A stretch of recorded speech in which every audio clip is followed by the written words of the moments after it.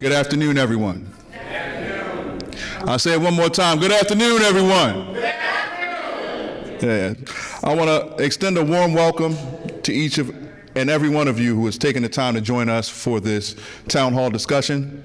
I want to thank also each one of my board members from the Police Accountability Board that are here, each one of our ACC members, Administrative Charging Committee members, and each member of the Office of Equity and Civil Rights as well that has been able to help us put this on and work with us on a daily basis. Most importantly, I value the fact that there are members of community here that are able to come and listen to this discussion and participate as well. My name is Jamal Turner, and I proudly serve as the chairman of the Police Accountability Board for our community. Today, we stand at a pivotal moment where our dialogue about mental and behavioral health intersects with the practices of policing. As we gather for this important town hall, I want to take a moment to acknowledge the profound impact of recent events that have had on our community. So in particular, we remember those we have lost, including the 3 individuals who tragically lost their lives in encounters with law enforcement during suspected mental and behavioral health crises. These incidents have raised critical questions about how we engage with civilians in vulnerable moments and how we can fundamentally change our approach to support both our community members and our law enforcement officers. Today, we have the opportunity to engage in meaningful discussions about enhancing our understanding and responses to mental health crises. Our aim is not only to honor the lives of those that have been lost, but to evaluate and transform the way law enforcement interacts with individuals experiencing these crises, ensuring the compassion and care are at the forefront of the practices. Together, we can pave the way for a system that prioritizes the dignity and respect of every person, ultimately fostering a safe and more empathetic community for all. So thank you all for being here and for your commitment to this vital conversation. Jumping to next, it's opening remarks from the OECR Director, Ms. Amber Green. Thank you. I'll be very brief. Oh, no worries. Okay, thank you. Thank you so much, Chair Turner. Good afternoon, everybody. How you doing? Good. I'm so glad to see you all. I want to first thank the Police Accountability Board, led by Chair Turner and the entire team here, the ACC members that were mentioned, past and present, as well as the Office of Equity and Civil Rights and our other city partners as well. Also want to thank Unity Hall for hosting us today. We are thankful that you all have taken time out of your Saturday to be with us to have a really important discussion about what's happening in Baltimore City. As the Office of Equity and Civil Rights, our main duty is to ensure that we are upholding and protecting the civil and human rights of all people in Baltimore City. And so we see things that are happening where people are put at risk and put in harm's way. We want to make sure that we're having the dialogue and the conversations to be able to do things better next time. We want to make sure that anybody that calls that needs help gets the help that they need, and it is done in a safe and equitable way. So today's conversation, I think, is very timely. It gives us a blueprint of where we move forward in this city, how we make sure that we have these important conversations, however uncomfortable they may be. So we encourage everybody to, put their thinking caps on, share their voices, let us know what is working well, what is not working well, and what is working well and what is not working well, so that we can do better next time in terms of keeping everybody safe. So with that, again, just want to thank you all. We are here as an office if you have issues or issues that you need assistance with. Our entire team from the Police Accountability Division is here. They're the team that is responsible for receiving the intakes of complaints and processing those through the systems as well. So if you have any other issues, whether they be police related or not, you're just having some issues getting through with the city agency, do let us know. We want to make sure that we are a resource and available to any issue that we can be a resource to. So with that, I will turn it back to Chair Turner, and thank you so much for bringing us all together today. Again, thank you all for being here. Text a friend. We'll be here for a little while, so if people are just like, hey, I don't know what to do with my Saturday, tell them come on down here. All right? Thank you all so much.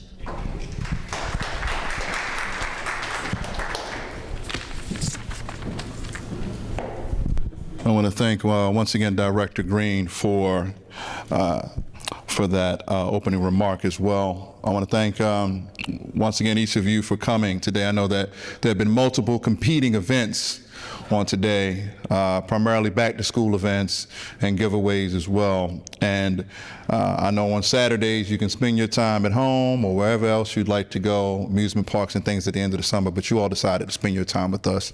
And so we value that, and that's the reason why we sprung for the awesome food and spread outside as well. We want to make sure you're fed while you're here with us also. I want to get into the purpose and agenda of this meeting, or of this discussion and panel discussion today. Let's take a moment to reflect on why we are here. Mental health issues affect every one of us, whether personally or within our families, or through our friends and neighbors, and it's not just a statistic. It's a reality that we encounter every day in our lives and communities. However, we often hear stories that cause us to pause. Stories of individuals experiencing a mental health crisis and how they are met with our system. An approach that can often feel intimidating or overwhelming. Our goal today is to flip that script. Together, we have the opportunity to redefine the relationship between mental health crisis response and policing. What if we could create a community where every individual in need feels understood, supported, and treated with respect? That vision starts with conversations just like this one. This is a space for honest dialogue and collaboration. We want your voices to be heard because your experiences and insights matter. Each one of you brings something unique to the table, whether it's personal experiences, professional expertise, or a deep desire for change. In today's session, we'll explore how we can implement strategies that prioritize compassionate responses while ensuring our police officers are equipped with the tools they need to de-escalate crisis situations effectively, and that our community is also equipped with the appropriate response mechanisms that enable for safe outcomes when crisis occurs. By the end of our time together, I hope you not only better understand the challenges we face, but also feel inspired and empowered to advocate for solutions that can reshape our approach to public safety and mental health. So let's dive into this crucial conversation with open hearts and open minds. Together, we have the potential to craft a brighter, healthier future for our community. And so without further ado, I want to go ahead and go into the agenda. I got to talk a little bit on, actually, no, we'll do this. Today we have a panelist list that incorporates and includes some of my favorite members of Baltimore City, some of the most powerful voices in this city that help to shape some of the policies that need to be changed within this city as well. And also some that are pioneers within their own local law enforcement sleeves to be able to implement certain changes within their departments to make some things happen. We have today with us one of my favorite Baltimoreans. I tell him every time I see him. And I'm so proud to be able to do any type of work in the space with this brother, but Davon Love of Leaders of a Beautiful Struggle. He's going to be on the panel today. We have Sheriff Sam Cogan of Baltimore City, who's going to be on the panel today as well. We have also, and we'll speak more into this as well, but the moderator as well, Dr. K. For those that don't know Dr. K, I say get to know, okay? But we also have Dr. K moderating this discussion today as well. And I'm missing the full list here also. Say it again? Okay. All right. And Adrian as well is going to be on the panel also. And I'm going to say this. You see the amount of seats. I will not be sitting in on this panel today. And also, let me also say it's going to be Ray Kelly. Also, I don't know how in the world I did not mention the fact that Ray Kelly. Let me start all over again. Let me go back to so Ray Kelly, for those that don't know Ray Kelly, and I'm sure that everyone in this room should know, and if you don't, talk to me after. But Ray Kelly is one of the most impactful individuals in this room as it relates to police accountability, civilian oversight. And it's not something that he's new to, he's not new to this, he's true to this, right? And so I'm grateful to have this collection of folks on this panel today. But Ray Kelly, please give it up for Ray. He doesn't want it, but give it to him, okay? Please give it up for Ray Kelly. I won't be sitting in on this panel discussion today because although there's power in being able to create and establish events, I think that there's more power in being able to uplift discussions and conversations with folks that are making impactful change. And I am also, just like each one of you that have come here today to participate in hearing this discussion, I am a student to this civilian oversight and police accountability game as well, right? And I want to ensure that as we are all growing as a community together, that I'm not taking the spotlight. The spotlight is for those others as well that are doing the work, not just myself. So, I know now, Sammy, am I good on time? Okay. Because my thing is, I know it's a Saturday. I know, there's some games and all that stuff going on too. I don't want to interrupt anybody's FanDuel bets and stuff too. And moving into I guess we can go ahead and start, honestly, a little early, the panel discussion. So for those that are, excellent, let me see. Sammy, could you keep me honest? What should I be talking about right now? Okay, Dr. K. Okay, here we go. So you guys can bear with me one moment. And also there are some bios here for all the panelists as well that I've not spoken to, but I will speak right now to the keynote speaker's bio. So Dr. K, which is Dr. Whitehead, number one, I'm extremely excited for you to moderate today. There has been, first off, there are numerous board members of the PAB that love you, but also I have a lot of love for you. When I tell you, every time I turn on WEAA and you are on that radio, it is such a pleasant experience. So thank you for all the work you do in your respective field. But I'll go ahead and speak to the bio here. So Dr. K is the founding executive director of the Carson Institute for Race, Peace and Social Justice, and a professor of communication and African American studies at Loyola University, Maryland. She is the host of the award-winning radio show Today with Dr. K on WEAA 88.9 FM, and the recent recipient of 2 television awards, the Reverend John Lafarge SJ Award, the Vernon Jarrett Medal for Journalistic Excellence, for her outstanding reporting on the impact racial reckoning has had in helping to close social racial wealth gap for Black people in America, a regional Edward R. Murrow Award for the Excellence in Diversity, Equity, and Inclusion, and 3 Chesapeake Associated Press Broadcasters Association Awards. That's a lot of accolades, okay? So as I said, we are lucky to have Dr. K.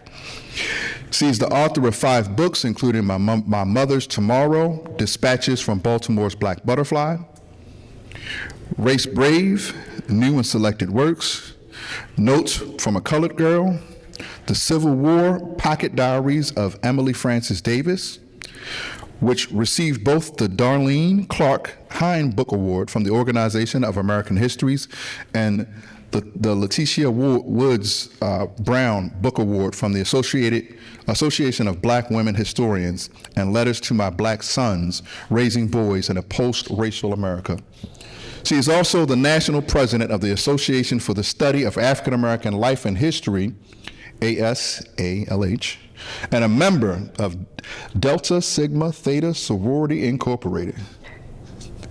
So without further ado, I'll bring on our moderator, Dr. K, and we'll go get things started. Thank you very much. I appreciate that.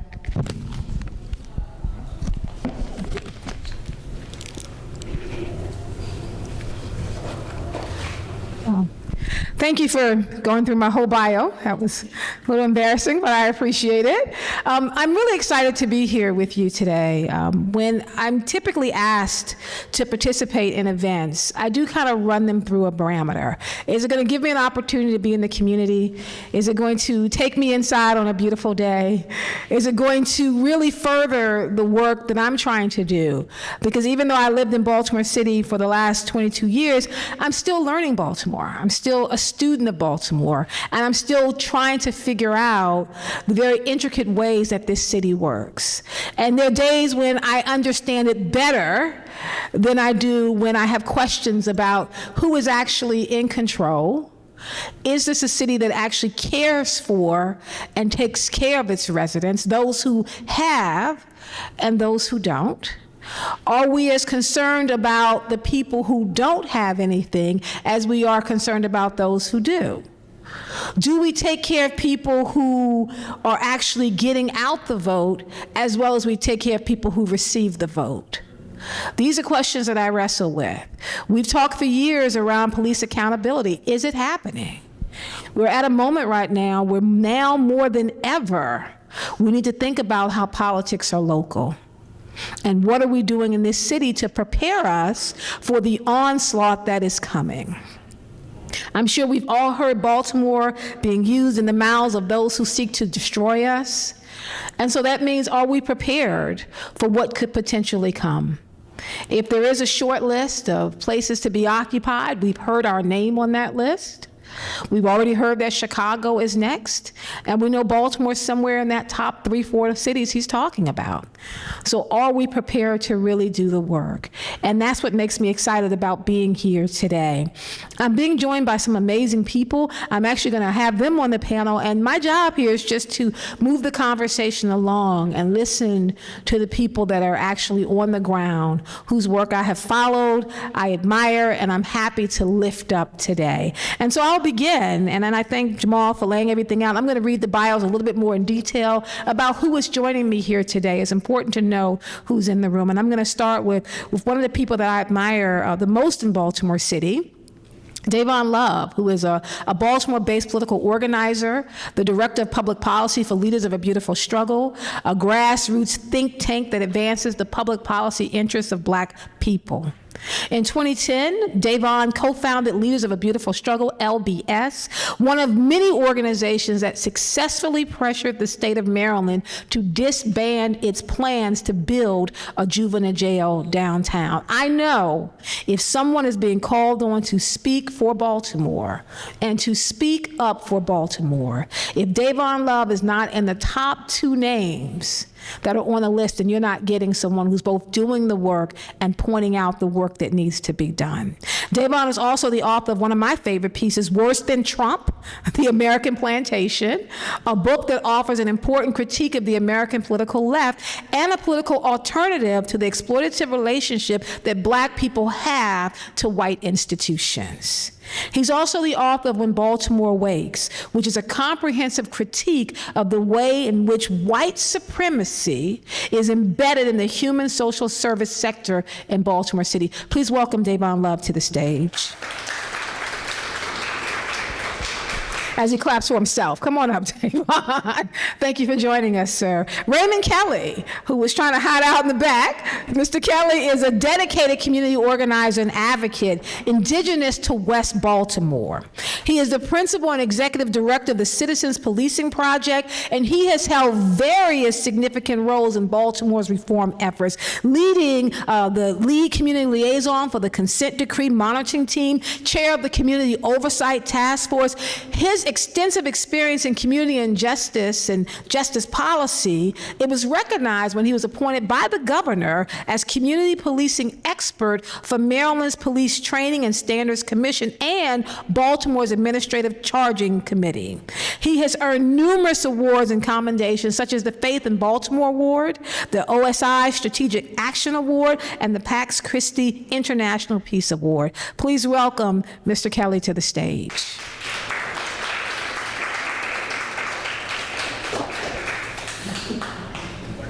Thank you, thank you. I am also excited to have Adrienne Bridenstine. She is the Vice President of Policy and Communication at Behavioral Health System Baltimore Incorporated. She directs the development of communication and policy and advocacy activities for Behavioral Health System Baltimore. She coordinates their policy priorities with nonprofit and governmental policy. She implements media, public education, and advocacy campaigns to create positive behavior and policy change. She has over 15 years of experience with health and housing policy, and she has helped shape policy reforms as it relates to homelessness and healthcare policy at the federal and the local levels. Please welcome Adrienne Bridenstine to the stage. Thank you, sir.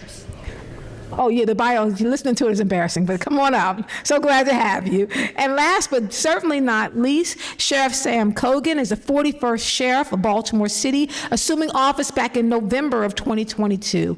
With 28 years of service in law enforcement, Sheriff Cogan has established himself as a dedicated leader committed to public service. He's an active member of the Baltimore City Coordinating Criminal Justice Council. He has contributed to subcommittees focused on warrants, transportation, emergency planning, and technology. In his first term, he has advanced reforms that modernized and expanded the sheriff's office, rooted in community-driven enforcement, legislative engagement, and innovative new programs. Please join us, Sheriff Cogan. Thank you so much. So let me give you the rundown of how this is going to go. So I have been given a series of questions, and I'm going to really give each panelist is going to answer between 2 to 3 questions, and then I believe there's a way for the audience to get involved. We put up a QR code. I think it's up here. Please use this, and it's all around, but you're going to then put your questions using the QR code, and they'll be passed to me, and I'll ask them. I want to start with Davon Love. I'll start with you first. Can you provide a historical or political analysis of behavioral health responses by law enforcement here in Baltimore City? Y'all hear me? It's good. Can you hear him?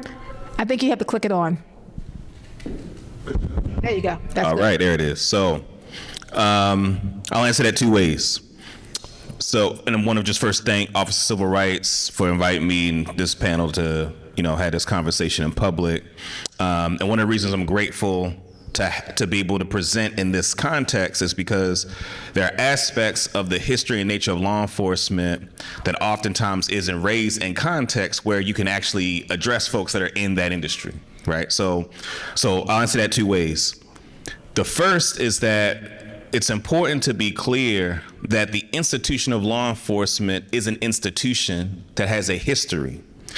The history of the institution of law enforcement has been violence against people of African descent, violence against folks of color more broadly, and that is, again, as an institution. I think sometimes people hear that and they think that it's about the individual people, but it's more about like what function has law enforcement served in our larger community. So whether, for instance, you're looking at, the history, and many of the folks that were engaged in movement work to challenge the oppressive nature of law enforcement have often been folks attempting to address the societal conditions that often law enforcement are complicit and perpetuating against our community. So whether you're looking at the way that law enforcement was mobilized as it relates to protecting the so-called property of former slave owners, right, to enslaved Africans, whether you look at the relationship that law enforcement played or the role that they played in disrupting social movements, you think about like the Black Panther Party for Self-Defense on the West Coast. Part of the thing that they started with was patrolling law enforcement, right? Being knowledgeable about the Second Amendment enough to be able to carry firearms in a self-defense posture as a way to hold law enforcement accountable. And even in Baltimore in particular, Baltimore's police commissioner during a lot of the social movements, in the 60s and 70s, Parmalu considered himself like a mentee of J. Edgar Hoover. So the Baltimore City Police Department played a role in harassing political officials, right? And those interested in social change. And then not to mention the masses of working class Black people that have been oppressed as a result of not just some of the more extreme instances of brutality, of people being killed or extreme bodily harm, but strip searches, beatings, disrespect that has now been documented more extensively than it ever has, but is part and parcel of the conditions that working class Black people have had to deal with as it relates to the relationship to law enforcement. So I wanted to start with that, because when we talk about questions of community control of law enforcement or community oversight, it is in the backdrop that law enforcement has never been a neutral force in the lives of Black folks. It has been a part of the larger project of white supremacy and mass incarceration being one part of that system. As it relates to Baltimore and the mental health piece, because I think that understanding that law enforcement is not neutral, then I think the logical conclusion from that is we don't necessarily want law enforcement to be on the front lines of dealing with mental health crises. In fact, law enforcement should be the last resort in general to any set of situations that we deal with in our community, which means that we need to build the alternatives. One of the things that happened, I talked to a gentleman named Stelios Spiliadis, who actually years ago, his family owns a restaurant, the Black Olive downtown. He actually was a social worker that worked with Walter Carter, right? So former Senator Joe Carter's father. And former Senator Joe Carter's father, Walter Carter, was a social worker. And one of the things that Stelios has explained to me over my conversations with him and working with Walter Carter is one of the things they were successfully able to do in the 70s was to get more federal investment in mental health interventions as opposed to law enforcement being the primary response. And they were able, particularly during the Carter administration, right? That's when they were able to really leverage some of those resources. What happened is when Ronald Reagan gets elected in 1980, that is reversed. And that comes down from the federal level to the state and local level, where there was an increase in investment in law enforcement and a divestment from alternative systems that would be better suited to engage our communities. So in many respects, I think now we're at a point where we can have a conversation about alternatives to law enforcement. And Baltimore, in many ways, is a prime example of the success of that approach. Right now, we've been here before, and I think building on the lessons of sustaining it and this is the last thing I'll say in terms of just historical context. What we're seeing from Sinclair Broadcasting and the right wing, and particularly with Donald Trump's policy in Washington, D.C., in terms of sending out national federal law enforcement, what we're seeing is a case-making posture by the right wing in face of the success of alternative approaches to dealing with public safety. In other words, if what is happening in Baltimore is successful, then there becomes less rationale from a policy perspective to invest in law enforcement in the amounts that they've been invested in the past, right? And so that history is important because we got to see what's happening in DC and see the messaging that we're seeing from the right wing as an attempt to undermine some of the efforts that folks are going to talk about here today.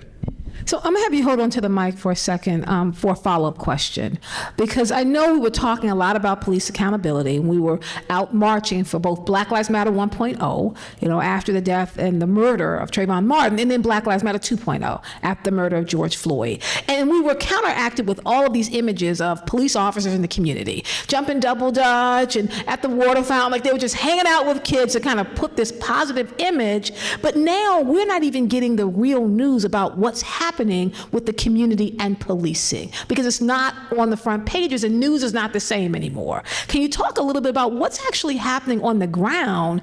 Is there still the kind of tension that we know has historically existed between the police and our communities here in Baltimore City? I think law enforcement, the people in law enforcement are not a monolith. Okay. And one of the things about Baltimore is that I have relationships, and other folks here have relationships with Black folks that have been in law enforcement who, because they are not in lockstep with leadership and the kind of traditional roles that law enforcement has played have been marginalized, right? Or made, been described as, oh, you hanging out with the criminals. So there's a culture in the law enforcement establishment that frowns upon some of those officers that we might say are doing the best a person could do in that particular kind of institution, who again are often marginalized. I would say, though, the question of the relationship between individual officers and the community in many ways is besides the point. Because ultimately, it should not be law enforcement that is the kind of first line of defense in addressing the conditions and situations that arise in our community. And we should be building infrastructure where that is the alternative. I think to the extent that law enforcement and its relationship to the community is important is in law enforcement's capacity to be transparent and respect the role that community plays, such that to the very narrow, as far as I'm concerned, the very narrow role of law enforcement is in those most extreme circumstances, provide remedy. Person is murdered, law enforcement go get them, Right. do the work to prosecute them, to put them away. That's as far as I'm concerned, that is the most important essential function of law enforcement in the society as it is currently constituted. But the law enforcement can't do that if the relationship to the larger community is one of brutality, one of hierarchy, et cetera. And so even in cases where you have individual officers that may be good people, right, who may have good relationships with the community, if the structures are still configured in such a way where a person can be abused by law enforcement and the mechanisms for accountability either aren't available or aren't being used, then again, in many ways, those individual circumstances are besides the point. And so, Ray, I'll come to you next, just to kind of frame this for us, because I believe that Davon opened up the door for us to think about citizens policing and the project and the work that you have done. If we're talking about trying to minimize really the interaction between police officers who are not doing the job they're supposed to do and really relating to the community in the way they're supposed to be relating, what does that look like? So how do we police ourselves if citizens policing themselves is going to be one of the mechanisms to keep people safe in their communities? Well, the structure of a citizens policing project is based in that elevating the voice when they see these misconducts, where our goal is to make people on the spot, on the street, kind of present real-time feedback, where we've worked on over 500 procedural policies since Freddie Gray was murdered, where we now have to go beyond waiting for a complaint to enforce that mechanism. One avenue I say that the city has continued to fall short on the whole reform effort is there hasn't been an intentional relationship or trust building aspect in this whole reform process. And like Davon alluded to, that the prospect of relationship between officers and civilians on street level is null and void. It hasn't changed. So if we are intentional about working on reform that will lead to accountability, then we have to actually address those immediate concerns, those too often people that haven't been in law enforcement or aren't blessed with academia are kind of dismissed in the process, and you don't really understand what the process is, and what is not being taken into account is these very same people know what the current process causes, and they know the impact that the way things happen influences their community because they're the ones being negatively impacted. So I think that is what holds us up every time, is we aren't, essentially police officers need community to solve crimes. So if we're not building trusting relationships, we're not getting past the stigmas and the stereotypes and we're not getting to the solutions. So with that framing in mind, can you talk a little bit about what you see are some of the critical gaps, like to take it to this very moment that exists right now with current behavioral health response protocols and the Baltimore City Police Department? So I want to reiterate what Davon said. Our goal is to have a non-law enforcement response to mental health and behavioral health crises.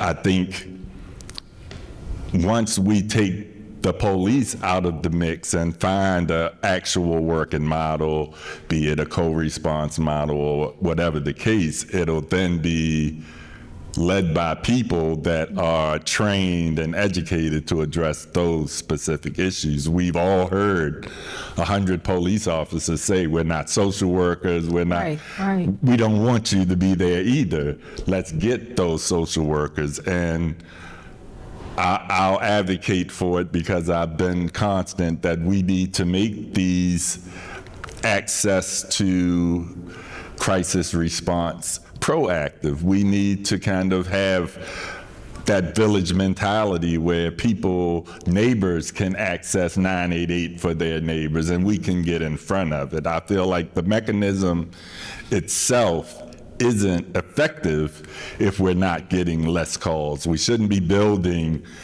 this whole system to accommodate more calls. We should be addressing individual issues and serving people. No one should ever call 26 times in 6 months and not get help.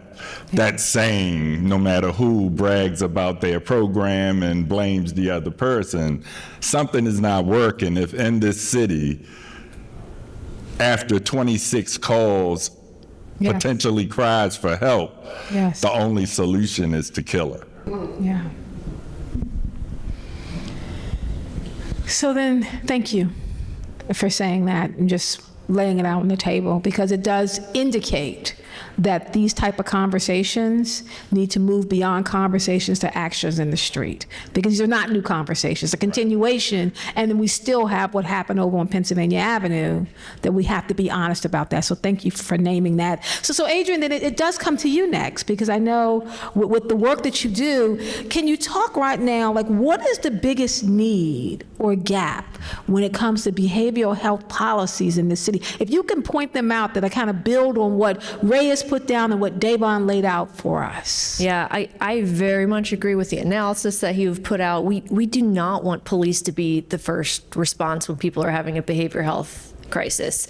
But still to this day, and we've done a lot of work over the past 5 years to work on this and beyond, still to this day, 911 and our emergency departments are like the de facto response when people are having this experience. So we have a lot of work to do ahead of us. In terms of gaps, well, if you don't mind, if I could just take a moment to frame out some of the work that's been done, because that might help explain the gaps.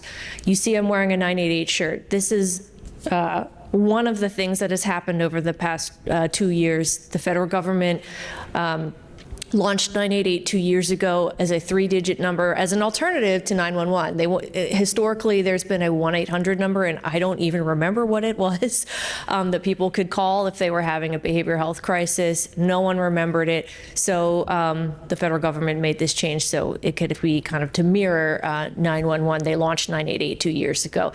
So it's still relatively new in the grand scheme of things. In terms of a gap, this is a gap. We have a knowledge gap in our community. We have an awareness gap in our community. Still to this day, so many people aren't aware that 988 exists and that you can call it as an alternative to 911. There's been lots of polling done nationally. We are about to launch some polling locally here in the city to get a better understanding of locally what our own community's understanding is and awareness of 988. But right now we have a general understanding that about 1/3 of adults know what it is and when you can use it. So we have a lot of work to do ahead of us in terms of that, addressing that knowledge gap. You can call this number and get immediate access to a social worker, to a therapist that can help you. 988 can also have the ability to deploy mobile crisis teams, although they aren't an immediate response. So I do want to point that out. That's not like you can call and get, and a mobile crisis team is a non-police response, which is what I'm hearing. I know that's what our community wants, but they are not immediate. That is a difference between 988 and 911. 911 can get a team out there to you much faster, but you're going to get police. 988 can get you a clinician team, but it won't be coming as fast. But that said, a lot of work can be happening on the phone with someone, therapeutic work with the family to help address the crisis in the moment. I do agree with our other panelists. We need to have more of a community response. That's a gap. We don't have proactive teams out there doing wellness checks. We have a clinician and a police team. They do wellness checks, but it still involves the police, right? We need that community team that's not police, that's not EMS, doing the follow-up when people are either calling 911 or calling 988 for help, because we do have people that call both numbers multiple times, and that's a sign. That's a sign that we can be doing proactive work in the community to help prevent a crisis from even happening. And then the final thing I'll say for GAP is we have a rich community of people with lived experience who are a workforce that I think we need to be tapping into. A lot of research has shown that peers or people with lived experience, there are a variety of models out there that they can be very supportive in the moment of a crisis. How we work with them and how we bring them into our service sector, I think we need to tackle that and figure that out. There are models like peer respite models, which is a place that somebody can go, and it's not a hospital, it's not a crisis stabilization center, it's a home like that you might go home to, and you can rest there and be supported by a peer community for a period of time until you're ready to go back to your community.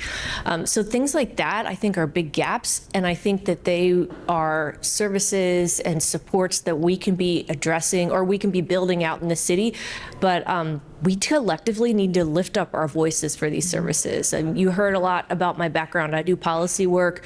There is not funding for this, and historically it's not been prioritized. Yeah. So we collectively, those of us in this room, those of us on the stage, need to be lifting up these models and really pushing for them, especially at a time when the rhetoric, as you guys have all brought up, is what it is. And our state's at a time where we're going to be facing further budget reductions. It doesn't mean that we should be not lifting this up. We should be pushing for them more. And before I give you the second question, just by show of hands, how many people are familiar with 988 out here? And know that that's a resource, because that is something, if there's a knowledge gap, then that's information that should be screened from everywhere, that this is a resource that people can use and not call 911. I know I don't mention it on my show, and we will, because I think I only heard about it one time, and I've been on for 7 years, and we've never had people calling our show from this saying, hey, you know what, tell people to call 988. That has never been a message. So I am concerned that if there's a knowledge gap, the knowledge gap is not getting to those of us in media, because I'm like, 988, well, why aren't we shouting this every day? Yeah. And that's a huge gap, that it should be in the places where people are getting the information. So that is a big concern. So then my second follow-up question for you, given what you've just laid out about the knowledge gap, what is the plan that you have, or the organization has, going forward to make people aware of this so that it becomes something that's automatic? Yeah. One of the things that we've been doing, and we're hoping to grow this, is we launched a 988, what we call a 988 ambassadors program around the time that 988 launched. And my colleague Psalms is sitting back there. She helps to coordinate this across the city. But we work with trusted leaders in community to help spread the word about 988. I can do it. I can shout it. You can shout it. Everyone on the stage can shout it. But we all have our own networks, and we all have our own groups of people that trust us. And we've learned that if it's if talking about 988 is coming from a trusted voice, that helps in spreading word, that helps in spreading the word. So we've been doing this for a couple of years, but we need to do a lot more. It's part of why we want to do some opinion polling across the city to better understand what people's awareness is, so we can figure out where is, more locally, where is that gap in knowledge. But that's one of the things that I think we need to be expanding, is working with local community leaders. It doesn't have to be these historical, white-led institutions that are out there talking about 988, and quite frankly, that may not be helpful in spreading the word and trying to get people to trust it. So we want to be doing more work with grassroots community leaders to help spread the word. And they're super creative. Some of the people that we've worked with, there's a woman that goes to, now that school's starting, she goes to the bus line every day and she hands out things like 988 pens and talks to the parents that are there. We've had people do scavenger hunts at their churches. So there is just rich experience and creativity in our own communities that we can tap into. Thank you so much, Adrian. I want to go now to Sheriff Colgan as we just turn the frame. We've heard kind of where the community is. Coming from the law enforcement perspective, I actually want to ask you the same question that I asked Ray. So given the recent police incidents in Baltimore City, from where you sit as a sheriff, what do you think are some of the most critical gaps when it comes to the current behavioral health responses and the response of the police? Yeah, sure. So I've brought in my best pin, which is on it's Behavioral Emergency Services team, which is a training that I went to. It was a 40-hour training with the National Alliance for the Mentally Ill, right? It instilled in me how to de-escalate in situations like this. It was a very intentional course that we were sending police officers and sheriff's deputies to a while ago. And it was encouraging us to get to a situation where we had someone in crisis and de-escalate it and contain it and call a mobile crisis team in that was civilianized to try to deal with that. And like that was going on at a time, I would say like in the early 2000s, where there was concerns about litigation from American Disabilities Act, where police weren't providing people. And so people were, I think cities were afraid that they were going to get sued because the police weren't interacting with people correctly. And so because there was a financial scare about that, people were investing in money in the front end to try to get police officers to understand, right, that the person may be a danger to themselves or others, but they're also a person, and they also, you have to treat them and de-escalate and do what you have to do and work with them and work with the family to try to make sure that people are safe, right? Number one, that people are safe, and number two, that we're providing assistance to somebody, right? And so, like, when we're talking about like the gaps and what police officers need to know and sheriff's deputies and law enforcement needs to know, this is an issue, I think, about, we talk about community policing, about empathy and about who we're dealing with and about like EQ and how we're establishing like what our role is out there. Like our role out there is to try to, in my opinion, the sheriff's deputy's role is out there to try to assist people, right? It's not try to escalate things. And so when we come across people in crisis, there has to be like, well, how do we de-escalate this and how do we effectively solve the situation, because that's what we're looking at, where we're doing it to a community standard, and I think we're hearing what the community standard is, right? Is that we want to bring in a crisis response team. We don't want a police response to this. How do we de-escalate it and contain it, and then bring in a crisis response team, right? If we're called there to begin with, and how do we educate and hire the right kind of people in law enforcement that have the emotional intelligence to recognize that they have to de-escalate this and not rush right in and make the matters worse. And then how do we have people who care about the community and care about the person in crisis and their families, right? So that's on the top of the list, that our job is to not, get in a situation where we're going to be using force and rushing things, and so I think like that's where we need to go, right? There needs to be a very robust discussion that's going to have to be community led, because unfortunately sometimes things need to be imposed on law enforcement because we're set in our ways, right? Not I don't believe at the sheriff's office, but other agencies I think are like that. And I think the community needs to speak. Like this is what I want, right? Out of my law enforcement. This is what I'm going to demand out of my law enforcement, is that if you have a mental health call, that you de-escalate that, you contain it, and you call in a crisis response. But like I think she said, that this has to be available to law enforcement, and people have to know that this is the way to do it, right? And people have to say, like, in Baltimore City, this is what we want, and we're not going to be led by, fear of crime and be afraid and perpetuate a narrative that says, like, it's not okay to, if someone's having crisis in the middle of the street, it's not okay to slow everything down and wait and bring in our community resources to try to deal with that, right?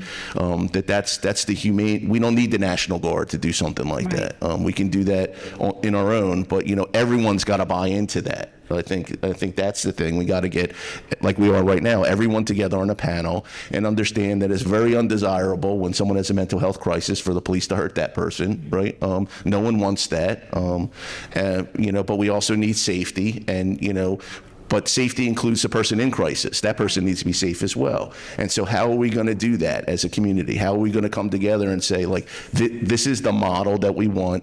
Let's fund it. Let's implement it. Let's all work together. Let's have that. So, I think that's how I would answer that question. And given, as a follow-up to that, given that these are not new conversations, I know they've been had before. Right. We have been saying this in terms of looking to revamp what policing looks like in this city. So what are the actual plans? I mean, instead of having more conversations, because I think we've been talking a lot and we've been laying out policies, what is happening now with the Sheriff's Department so that we'll see changes effective immediately? Yeah, so I can speak for my agency only, right? So we are training our deputies in this kind of stuff, like through our in-service. So, prior to coming here, I said, I want to see all the classes that these guys got in the last year, right, that focused on de-escalation and crisis intervention. Mm-hmm. And so we had 6 classes during our in-service training where the deputies go to school for a week. They pull them out of their duties and they go continue, that had to do with this. The other thing is I think the deputies are pretty clear that if they can not use force and deal with this and de-escalate things, that's the way that I want them to behave, right? That I want them to de-escalate things, and I don't want them to get into these uses of force if there's any way to avoid it. And it's okay if someone has a crisis to de-escalate and step back, if we're on an eviction and someone's, having a problem, to slow everything down and to bring in the resources that you need, that we're not here to hurt people, right? That we're here to try to solve problems that we can and be community-centered and community-oriented. I think that starts at the top of organizations.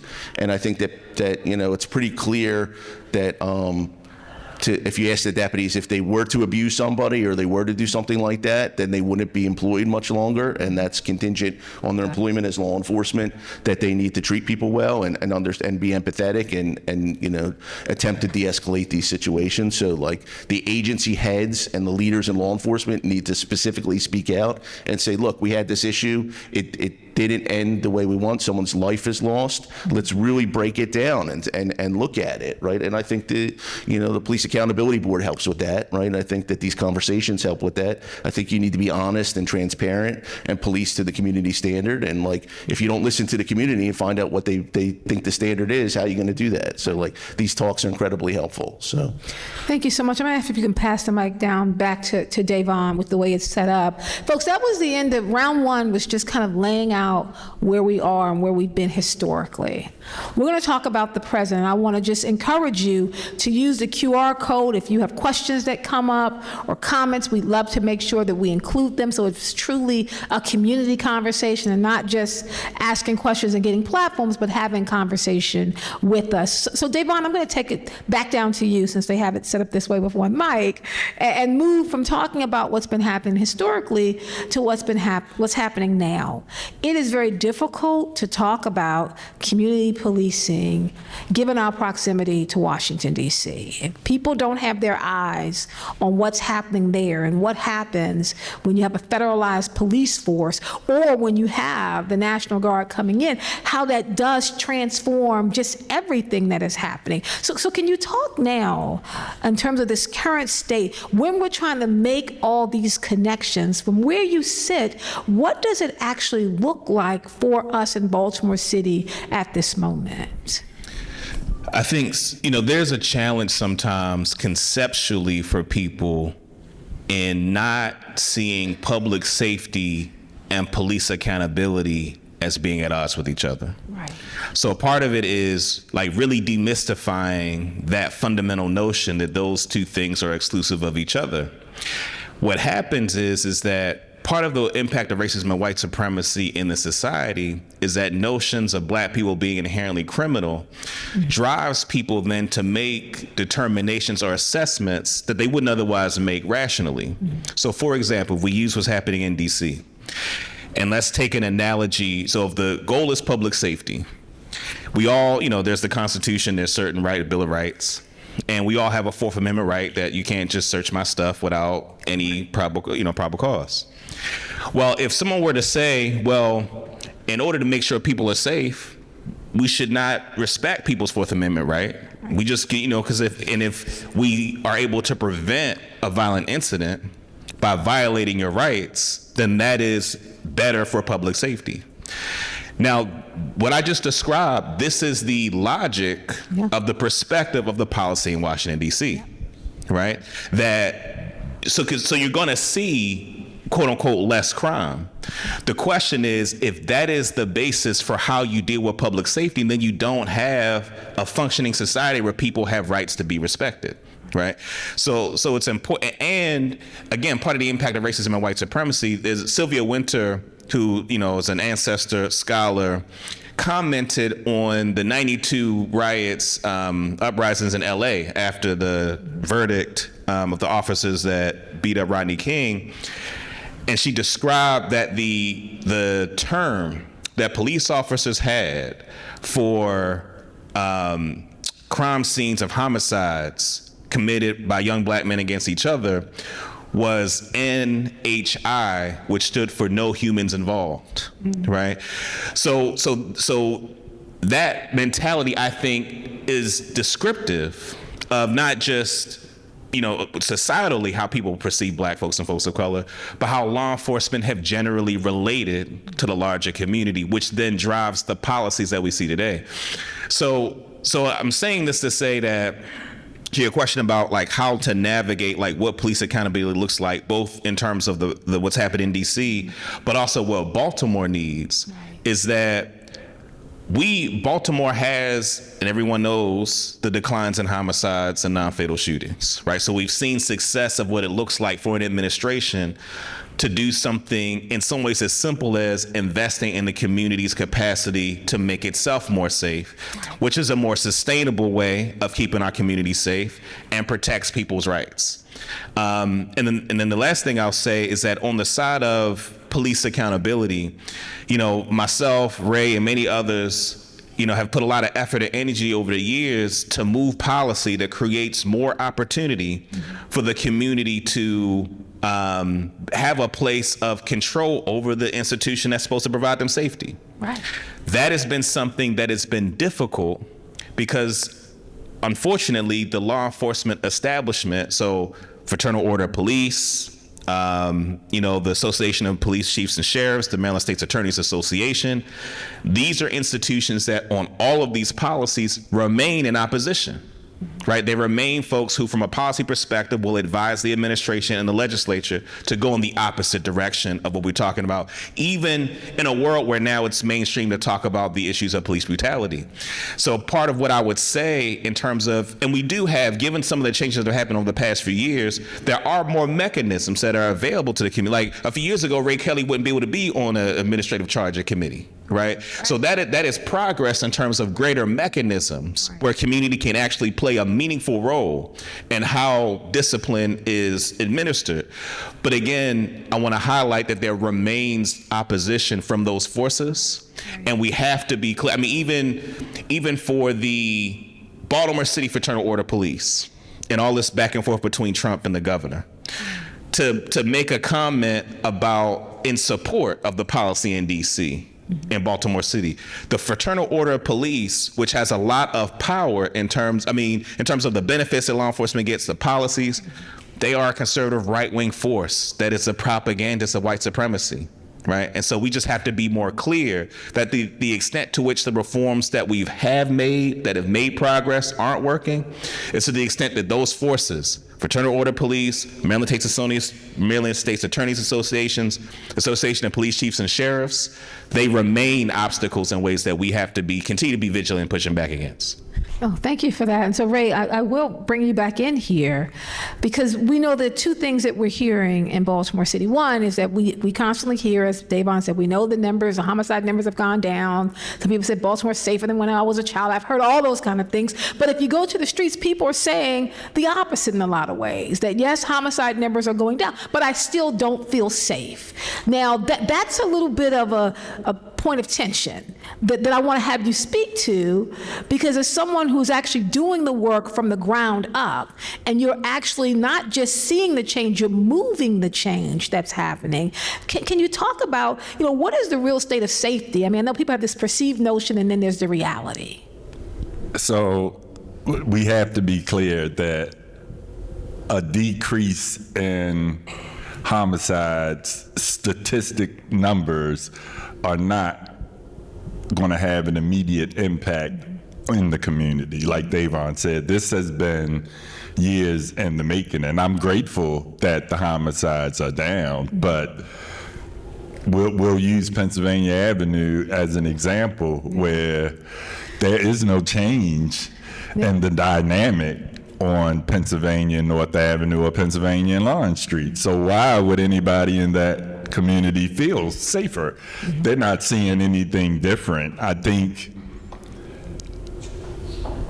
when we kind of look at how we are presenting what is happening, it kind of, for lack of a better term, it diminishes the work of police accountability and police reform, where it's presented as we are making this grand progress in public safety, when in actuality, at the community level, there's a very short fuse. The tension is real high between the police and the community right now, and I think that's important to recognize. Even myself, as you said, I'm the community policing expert for the state of Maryland in a room with 17 police chiefs.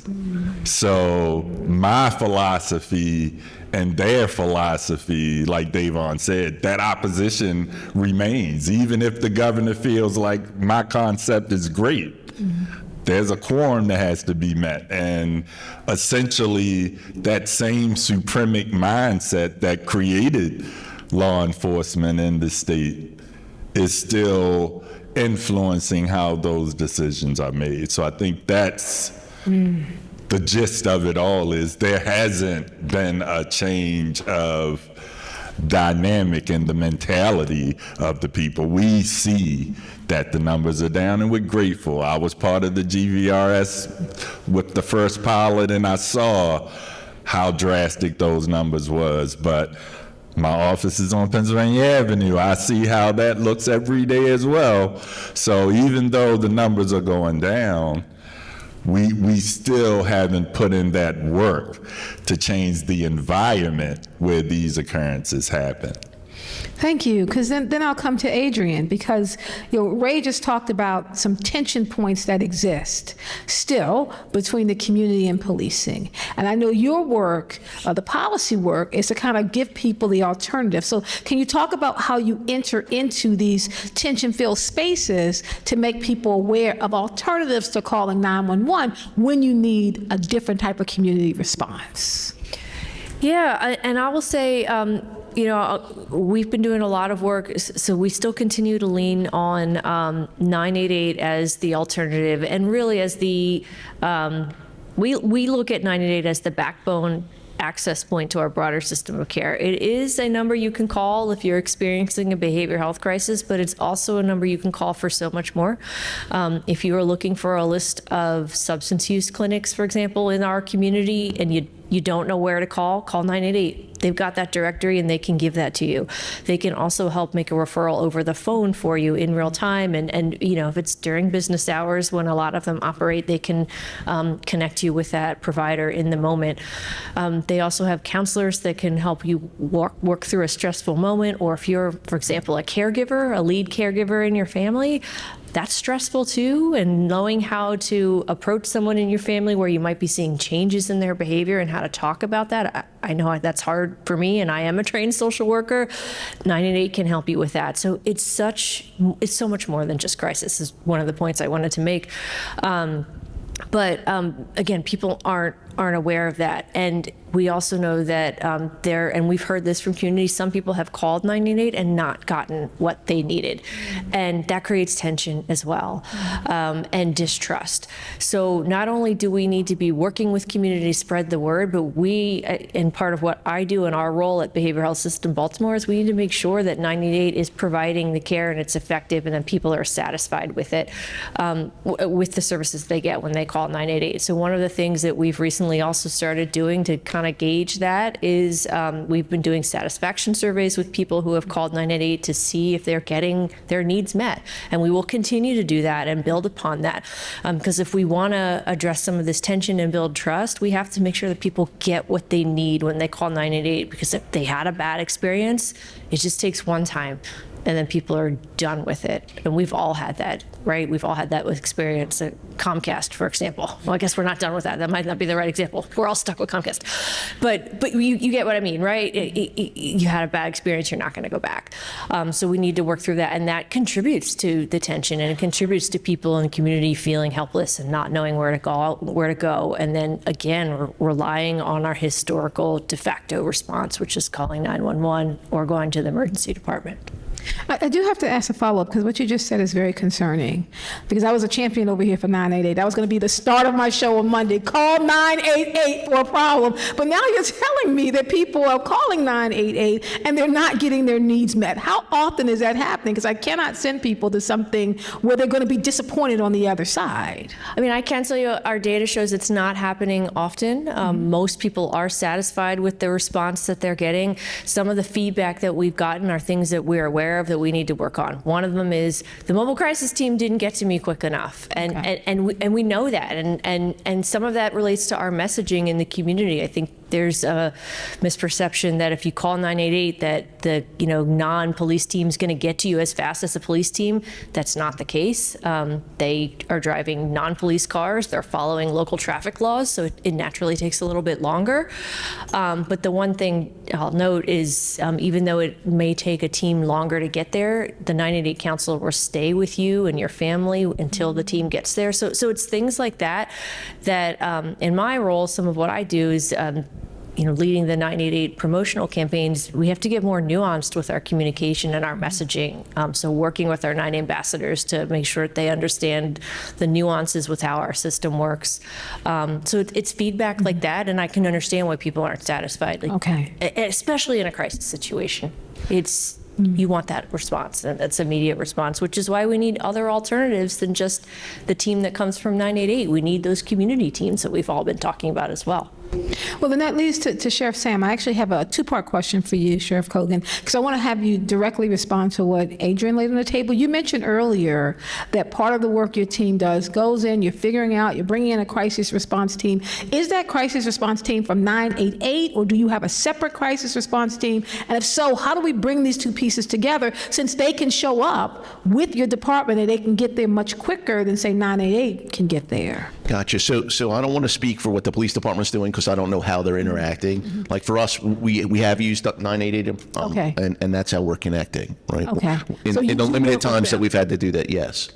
Okay, good. Thank you for that clarity. So the question I wanted to ask you actually goes back to something that Ray said and that Davon said, just kind of bringing up that there is some tension, as Ray said, that exists right now. A short fuse, I believe, is what he said, between the community and the police. We know where the community is sitting. What are these conversations happening like on the sheriff's department, knowing, if you don't know now, you do know that there is a short fuse there. There's a lot of tension.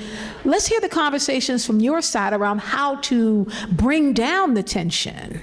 Well, first, I think like we have to look at the Police Accountability Board, which is hosting this. Like, there is nothing that I want to do as an executive of a law enforcement agency that is impeded in any way by the Police Accountability Board, and I think the opposite is true. I think that it is incredibly helpful for me to have a Police Accountability Board, and I've said this over and over again, because my disciplinary actions now are measured by the community, who then agrees or disagrees with what I'm doing. So I say, like, this is what I think this person did wrong, and we send them something, and they come back and say, yes, we believe they did something wrong, or no, we didn't, with the charging committee when they do that, right? And it sort of validates from a community standard exactly like the way we should be administering punishment to people in our office who aren't doing well, right? And so, like, it's one thing for me as the sheriff to say to one of my deputies, you did this thing wrong, and it's another thing to say, we sent what you did wrong to a board that's made up of civilians that live here, right? They looked at it and they don't like what you did, right? And so now we have to change that behavior. So it's and we're talking about the short fuse. All this is about public trust, right? Does the community believe that people are out there in the best interest of the community doing law enforcement? And if they don't, right? If they don't feel connection, if they don't feel like people are there to try to help them and care about them, then that's where you're going to have that short fuse. We talked about the history. The history is undeniable. So, like, we have to understand that we're in a place where, the law enforcement has to connect with the community if they want to solve crimes. They have to connect with the community when they come to jury duty if they want them to find people guilty. Law enforcement needs the community to join the law enforcement agency, so they need the community. They need the law enforcement needs to live in the community, right, where they are. That's important, right? And I mean, you can't have people like law enforcement, if they work at Ford, you can't have them go out and buy a Chevy, right? So you have to like Baltimore City. If you're in law enforcement, you have to, I like the people in Baltimore City, right? I care about Baltimore City, right? And so I'm lucky to have, I think it's like 67% of my law enforcement lives in Baltimore City, which is way higher. Which makes a difference. But like, it's a huge difference. Like, we have to care about the people. It's not that we have to say that we are, except for this uniform that we're wearing, the people that we're doing law enforcement for. And so, like, that disconnect isn't solved if you make community liaison officers that ride bicycles and that's the only person that you see. Like, your whole staff has to buy in. Like, everyone has to buy in and say, the people of Baltimore City are good people. I'm here to help them. I love the city. I want to make it better, right? And not, do things like, want to bring National Guard in, right? But I can understand, if you look, we'll talk about history. If you look at history, right, people have always given up their freedom because they're afraid, right? And it's a big mistake to do something like that. And I think, like, that's really what we have to talk about. You may see the stuff going on in the city, and you may be afraid of some things, and we need to figure that out as a community, right? But we're not going to bring the military in, and we're not going to suspend the Constitution, and rights of people matter, and that's just not the way to go. There can't even be a slippery slope to that. Let's erode it a little bit because we're afraid of this, right? That's, if you look historically, that's always been the issue, right? When we've done really terrible things, right? It always starts with people were afraid, and someone capitalized on that fear, and then they brought in authoritarianism, and it's caused, terrible things to happen to people. So, that's where I think we're talking about short fuses. I think, again, it's the law enforcement's job to connect with the community and to police to the standard. And I think the Police Accountability Board does a great job doing that. I totally disagree with the rest of my colleagues that don't feel that way. It's obvious that the citizens of Maryland want police accountability, right? We just have to get on board with that. It's not ever going to go back to where you could do whatever you want with no oversight, ever. And nor should we ever want it to go back to that.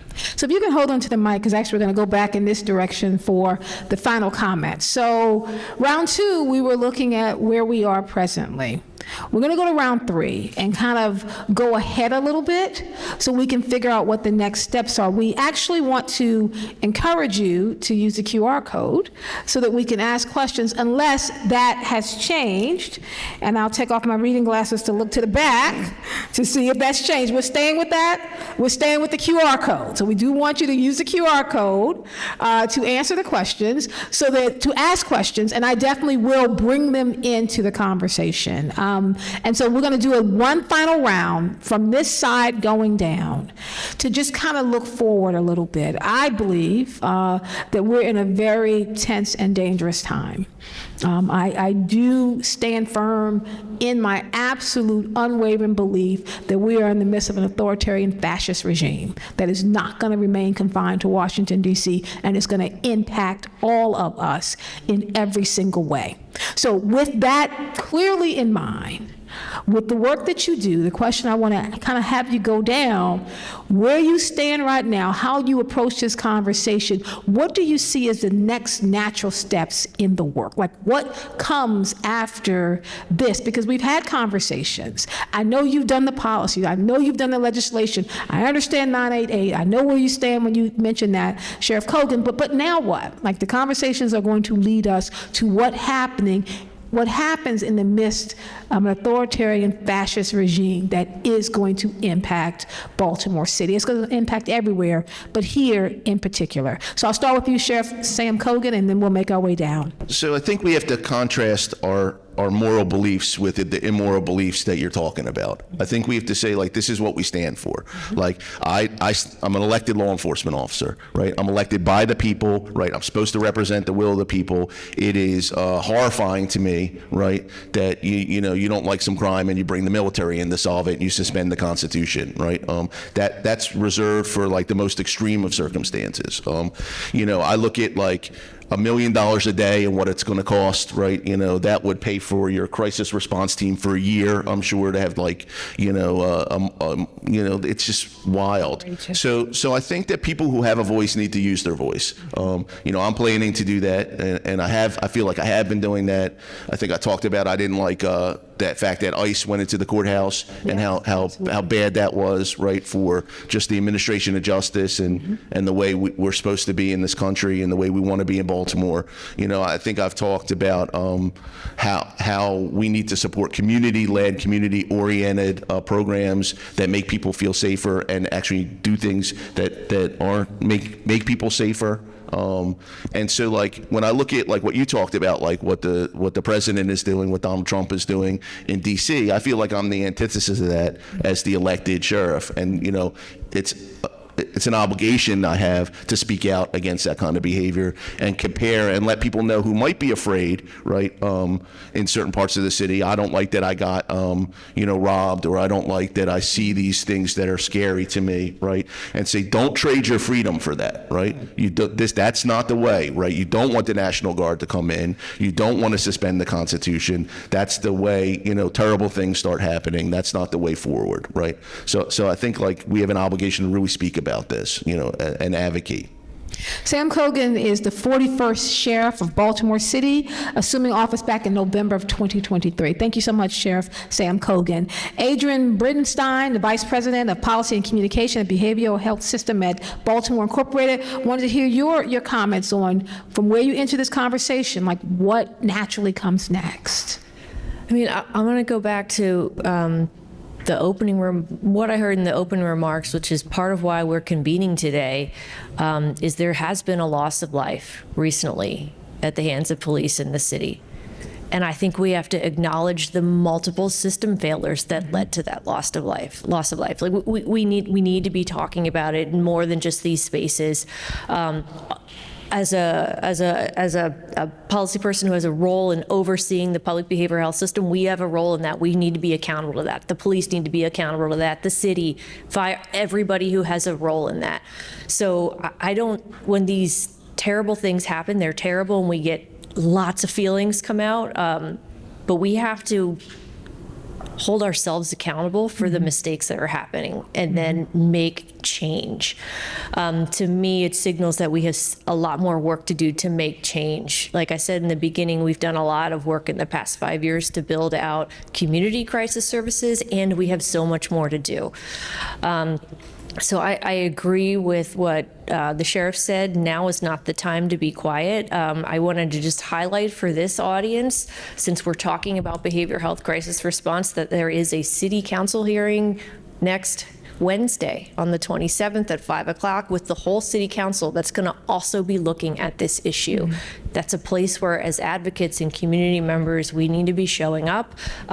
We will be there to talk about 988 and the role our system can play to help address and make changes, but it's also an opportunity to be lifting up some of the solutions that I've heard in the conversation from other panelists today in a local policy setting. So that's, again, it's on the 27th. It's at 5 o'clock in City Hall. It's a whole city council hearing where they're going to be talking about this issue. So I did just want to highlight that as an opportunity, since we're talking about advocacy as it relates to this issue, and it's next week. Thank you so much, Adrian. We go to Ray Kelly, Principal and Executive Director of the Citizens Policing Project. We appreciate you, Mr. Kelly. Wanted to get your final comments here in terms of where do we go from here? So we have to recognize that, once again, this is a generational moment, and this whole aspect of alternatives to law enforcement. So there has to be now this commitment to finding a solution and implementing a solution. We've kind of talked a lot about what we've done as a city and what we've put out, and we haven't reflected on what has come from that. And we have to, like Adrian said, look at where we are currently and focus on filling that gap while we have that momentum. Like she said, there's a whole committee of the whole at City Hall next week that is going to once again address this issue. So I think, because we know the time that we're in, it has to be about education and engagement around these things. We have to not focus on what we've done, but what we need to do. We have to recognize that 988 for a lot of us here means nothing, but it's defined a different way at the state level, and it's defined a different way from the federal government, where Baltimore has to solidify what this alternative to law enforcement mechanism is going to look like, educate the community on how to successfully implement it, and like Sam said, the focus should be helping people. We have to understand this didn't just happen when BJ or Miss Brooks was killed. This has been ongoing for generations, where now we have to commit to being engaged and being proactive and adopting that village mentality. Thank you so much. And then I'll come to Davon Love for the last word in this round. Mr. Love is a Baltimore-based political organizer, the Director of Public Policy for Leaders of a Beautiful Struggle, which is a grassroots think tank. Davon, if you could, I actually want to shift your question just a little bit, as you probably gathered. I was going to shift it for you, because I know that next year is an election year here, and we have everybody and their mama has announced that they're going to run for office next year. But they say things when they're running, they do things when they win. And there's a disconnect here. So as people are thinking about using their voice, both to speak up for the community and to speak out against what's happening in Washington, what does that mean going into an election season? What should we really be focusing on? What should we be pushing for? So I'll come to that last. So I would say 4 things. 1, the continued work of policy around police accountability. So like I said, in the past few years, we've, made some progress. Like, one of the things that I think is needed is for the Police Accountability Board to have independent investigatory power. Like, it's important that the instrument that does investigations for law enforcement is not the same that the police that's under the police department itself. So that's one area of policy that we have to advance. Secondly, I think we have to continue to refine the work of investment in those grassroots organizations that have played a big role in the reductions of violence and crime in Baltimore. I think that while, this administration has done more than previous administrations in terms of investment, we have to be clear that we're talking generations of not investing in the infrastructure community-based organizations, which means that we need to continue to double down on those investments. The Citizen Policing Project, Tendaya Family, We Are Us, Baltimore, like all these organizations that they are dealing with folks for whom they have a unique ability to reach them as credible messengers. So to continued investment there. Third is that the political attacks against building the alternatives to law enforcement, we have to be clear about. So I've mentioned Sinclair Broadcasting and other media companies and this current administration. There is an agenda, there is an anxiety amongst the law enforcement establishment that the approach that we've been talking about this afternoon will put that industry out of business, right? It will make that, think about it this way, that the Fraternal Order of Police in many respects is a special interest group that is financed by public dollars, right? And that there are millions of dollars that is invested in law enforcement that allows them to have the policymaking apparatus to get in our way. So we have to be clear that the advancements that we've made in non-law enforcement centric approaches to public safety are under attack, and we got to clearly see that. We have to push back on that. Lastly, to your shifting question around elections, it is a political fact that the institution of law enforcement, and I'm going to say this again, when I say institution of law enforcement, so it's not abstract, for the context of Maryland, we're talking the Fraternal Order of Police. We're talking the Maryland, which you probably see more than the other ones I'm gonna name, the Maryland States Attorneys Association, right? Which they're heavily involved in policy and usually in the opposite direction of many of the things we've talked about today, and the Maryland Association of Police Chiefs and Sheriffs, which they're probably less extreme than the other two, right? But certainly in league with those other two entities. That they are a right-wing, they're part of the informal ecosystem of the conservative right-wing Republican Party, right? The same as in many ways, there are aspects of the nonprofit sector that are informal arms of the Democratic Party, right? So that happens on both sides. So we have to be clear that given the fact that those three forces I named are informal parts of the conservative right-wing that has an interest in policies in the opposite direction of what we've been talking about this afternoon, that when candidates that come before you, because there's still this knee-jerk reaction of, we have to not seem like we're against law enforcement.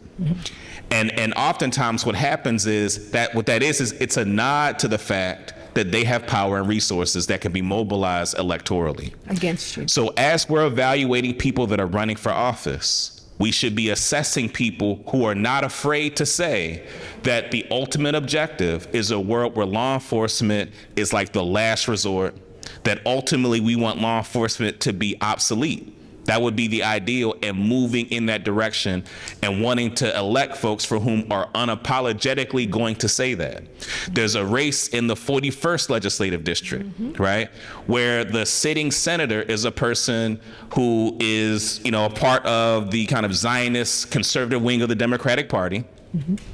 And that person's opponent is someone who's clearly more progressive on these issues. I'm using that as an example to say that we have to be clear about that. Right, that Dalia Attar, the sitting senator of the 41st district, again, it's not about personalities. It's about the fact that as a matter of policy is going to be more conservative on these issues, is beholden to the Maryland States Attorneys Association, FOP, and police chiefs and sheriffs in a way that her opponent is not, that Malcolm Ruff is not.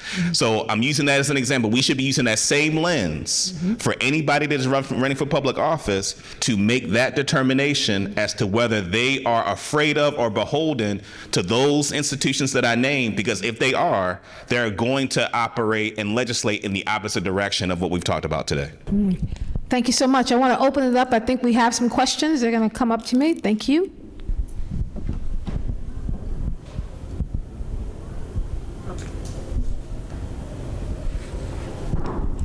Is that, oh, this is good.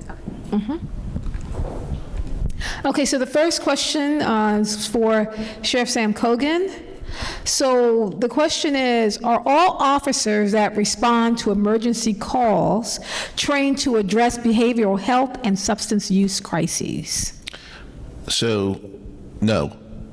The short answer is no, right? I think the consent decree, and I think there's some people in this room, is mandating a 30% in the agency. 30% of your officers are trained through. It's not a mandate. Sorry. It's not in the consent decree, but the goal. The goal, got you, Okay, right? so not a mandate. I just want to make sure people heard that. Yeah. Because it's not a mandate because it's not Sorry. in the consent decree, but it's a goal. So a goal of Okay. 30%, right? I can tell you that we're exceeding that in our office, right? With that, but you got to look at a lot of factors. I think.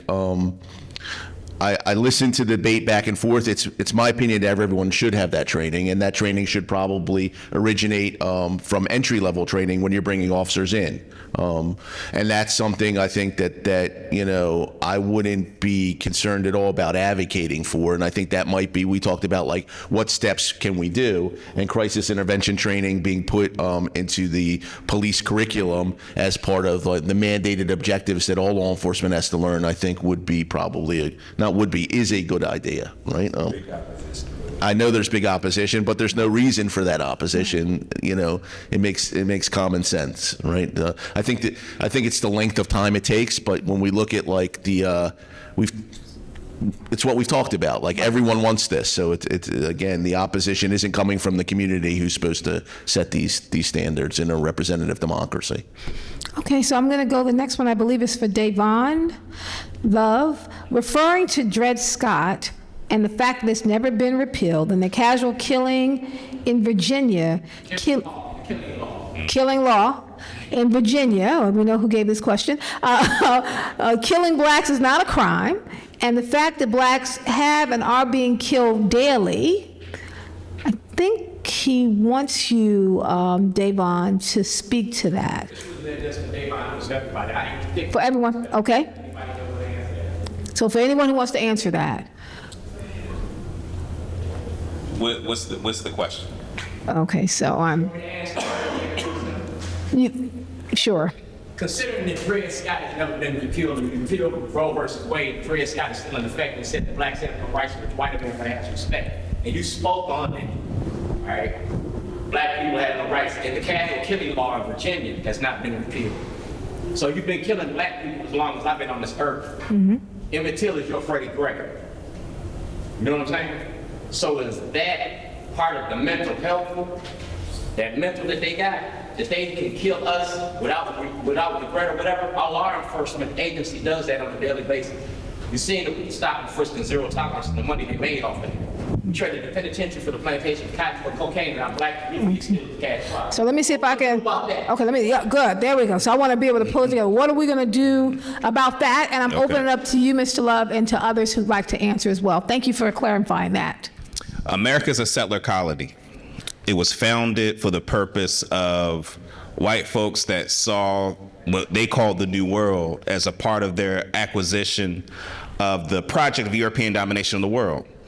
And we should be clear about that America has not fundamentally changed in terms of what it is. Unfortunately, that's not a narrative that a lot of people will find comfort in, because there's a desire for America to be understood to be this multiracial experiment in democracy that it's never actually ever been.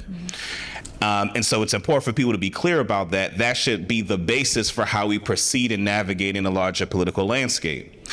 So what I would say is that there are lots of things that we have to do about it, which include things like reparations, around building black people's capacity to politically be sovereign and self-determining, so we're not in a position of subordination in this white supremacist society. The one thing that I'll say specifically about the mentality relating to the way that black people are killed, and it reminds me of a story. I knew somebody who used to work at the state's attorney's office in the family bereavement unit, and one of the things that they would tell me is that that families and the people in that office, if a certain detective was assigned to a certain case, they knew that depending on who the officer was, that it wouldn't be any real effort put into it, because the feeling was they actually don't care about these people. Right? There's an internalization of a lack of regard for the humanity of black folks, and particularly black folks that are associated with what we call urban, right? Like folks in the hood. That there's an internalized lack of regard for their humanity, such that there's less vigor in even getting the information of clearing those cases.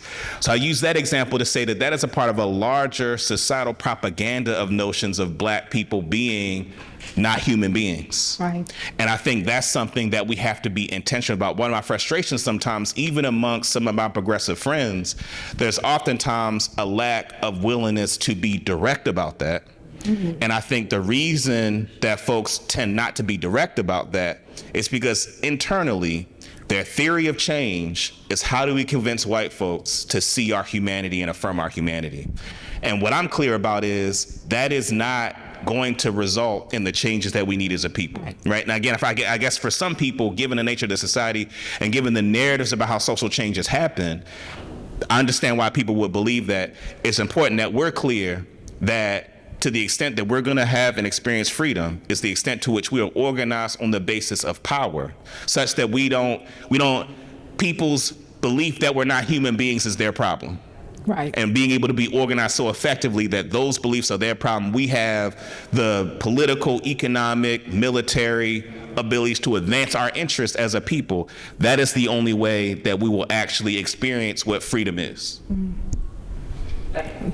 Excellent. So I want to go to Adrian. The next question is for you. I've heard that calling 988 can still result in a police response. Is that true? If so, when does that happen? I want to be able to prepare people for what to expect when they call. That is a great question, whoever it came from. So right now, so the short answer is it can result in police being responded, but it is a less than 1% chance is what our data is showing. What our data is showing that 90%, over 90% of calls are resolved over the phone. So that means the caller's needs are met by either being referred or they're doing de-escalation on the phone with the caller. It is rare that 988 will bring police in. They try, similar to what the conversation has been, that is a last resort. They will deploy mobile crisis teams if that's an option before they will rely on law enforcement. So it is a rare occurrence, but it is not, we can't say it will never happen. Very often when it does happen, the caller or the counselor will try to get the consent of the caller to allow them. That is ultimately the goal. They want to build a relationship, very quickly trusting relationship with the person over the phone. So that is, consent is always something they strive for. Again, I can't say it's always happens in the small number that where police do come out, that happens all the time. But it is something that the counselors work towards, if at all possible. Next question is for Sheriff Kogan. Your sheriffs are often in situations that can easily escalate, yet they seem to be very skilled at de-escalating these situations. Can you speak to whether or not you believe that's largely attributed to the training they have received, or because they're largely from the communities that they police?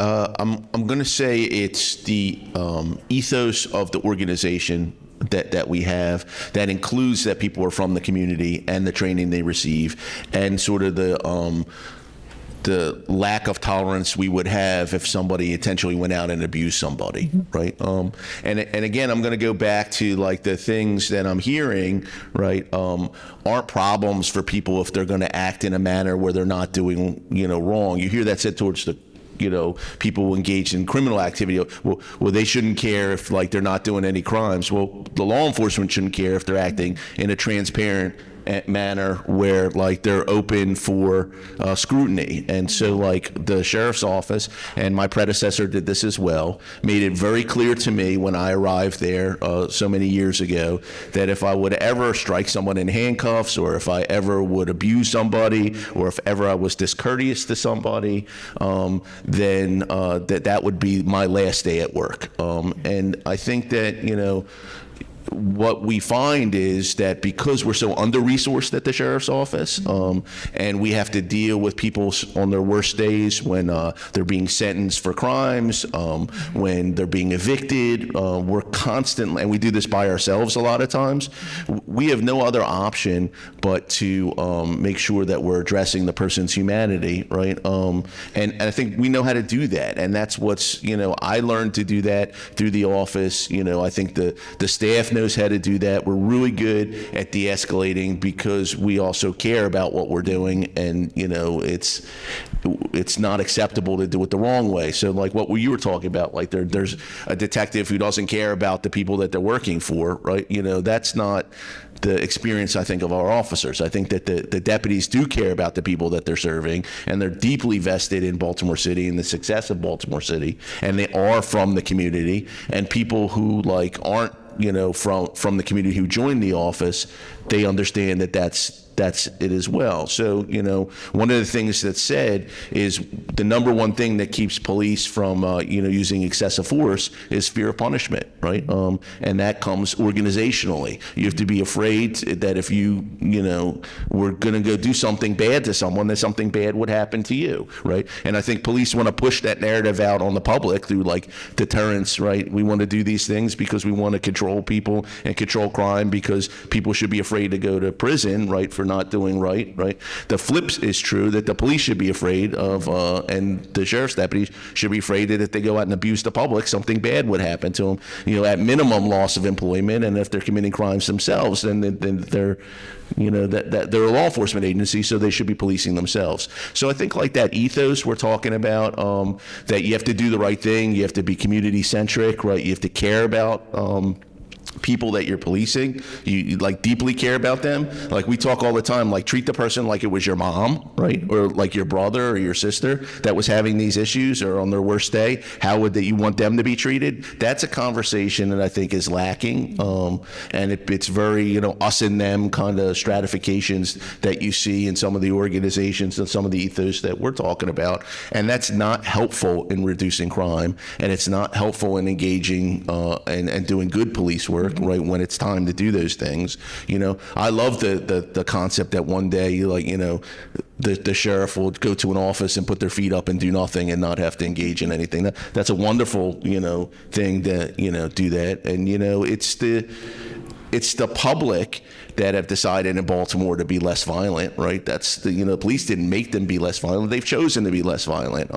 And so I think that we have to acknowledge that as well. Policies and stuff like that, and engaging and resources and addressing root causes of violence, that's assisted. But at the end of the day, people made choices not to shoot somebody, right? And you have to look at what that was. And so, I guess to answer your question, you have to engage as the administrator, I think I have and my predecessor has. You have to run your shop in a way that you care about people and you don't tolerate bad behaviors from the people who work there, and encourage your staff to want to, again, go out and help people. And I think they develop pride from that as well, and it's self-perpetuating. I think the opposite is true. If you engage in bad behaviors and you try to cover it up, and then you have issues within your organization, that's problematic as well. So, one of the things, again, I like about the Police Accountability Board and why we're here is it brings these issues up, it brings them to the forefront. And if you're policing or you're running a policing organization to community standards, you really don't have an issue, right? And that's, I'll leave it at that. So we have one last question. I'm going to come to Ray with this question, and then we're going to give each person just kind of a 30-second wrap up as we end this. So the Sheriff's Department is here. And they're saying, so where's BPD in all of this? What are their policies to address behavior or substance abuse crises? Where are they at this moment? And I toss it to you or anyone else. I don't want to put you on the spot. So first, I'll give clarity on what Sheriff Cogan was talking about with the crisis intervention. Yes. So essentially, crisis intervention officers are trained to be the entity that steps in, so there won't be an arrest, there won't be an escalation. But state law mandates that crisis intervention training is voluntary. It's 40 hours. So essentially, I think at my last check, Baltimore City has like 93, which, what is that, Sheriff? Maybe 6%, 7%. But we have to kind of prioritize what that looks like, where there is a big pushback to force the officers to have this training. But I'm sure in Sheriff Cogan's purview and mine as well is if every officer is trained in this, then it's not some extra burden, or it's not enforced on officers where they have resentment towards the whole, because we're talking about now generational history of how this engagement has gone. So I think that's the most important piece, is we have to think about the importance of these responses as it relates to law enforcement. We as a society have been trained, so to speak, to call 911 for everything we can't control. Damn cat is in the tree, call 911. So that's something that's going to be on a societal level that we have to address. But we have to kind of push that same urgency that we're pushing on the residents and the communities onto the law enforcement about this.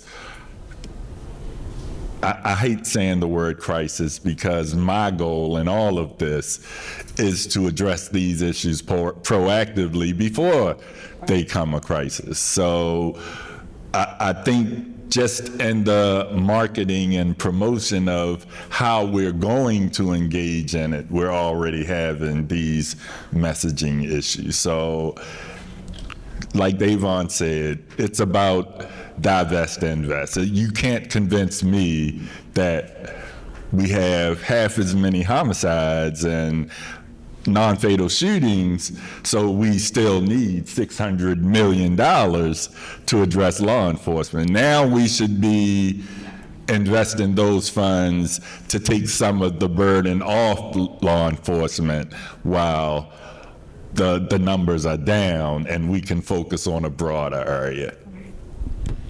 Thank you so much. I want to give each panelist, this is an amazing discussion, just 30 seconds for a wrap-up, and then we'll be done. Mr. Love? So I'm going to repeat because I think many of us have said very similar things in terms of the direction things should go. Those that are opponents to what we've talked about, the Fraternal Order of Police, the Maryland States Attorneys Association, the Association of Police Chiefs and Sheriffs.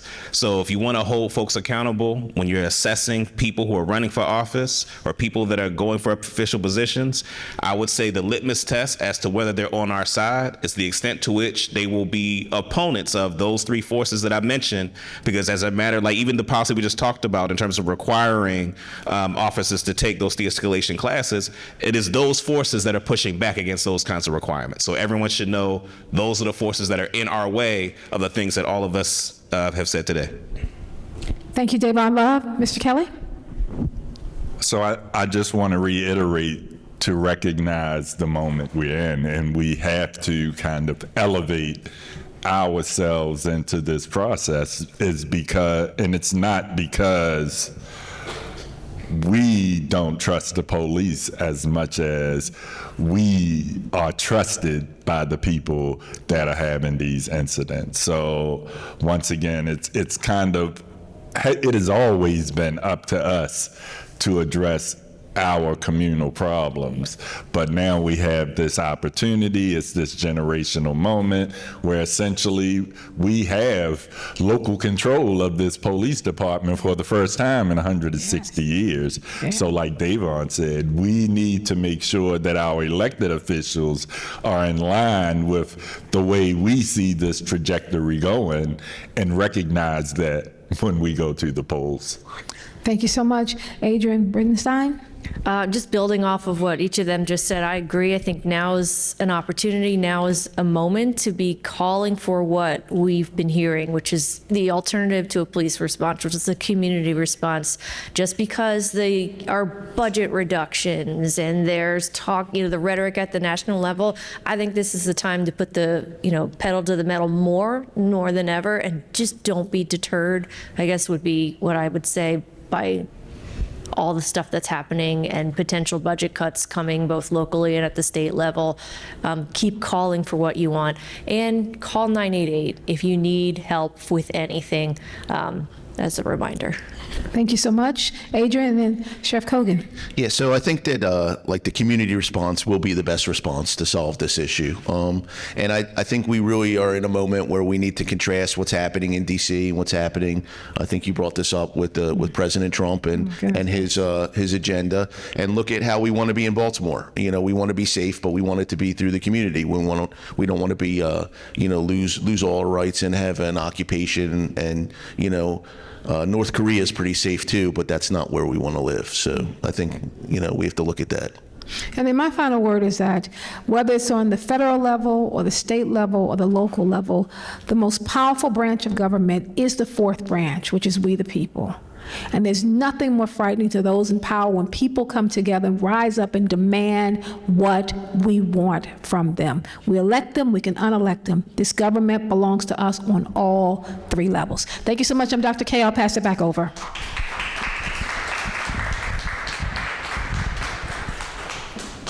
Hey now, how you doing? Good seeing you. Bless y'all, how y'all doing today?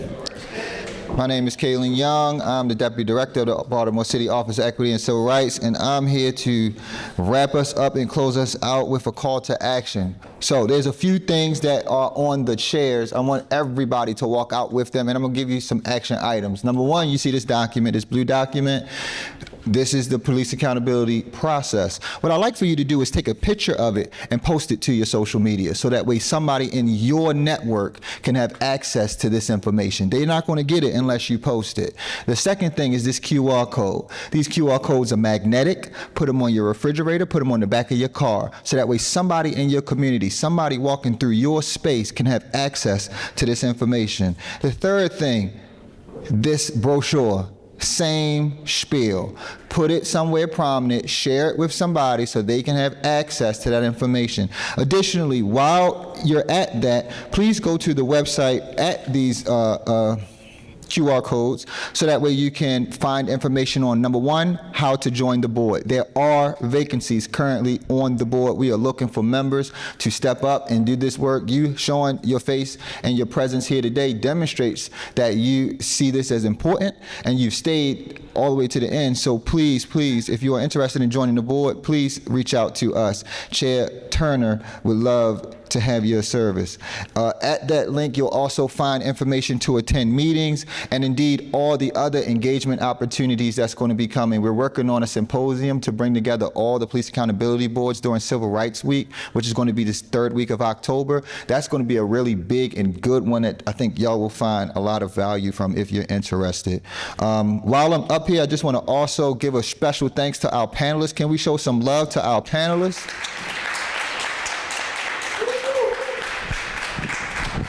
Can we show some love to our moderator, Dr. K? And last but not least, show some love to yourself.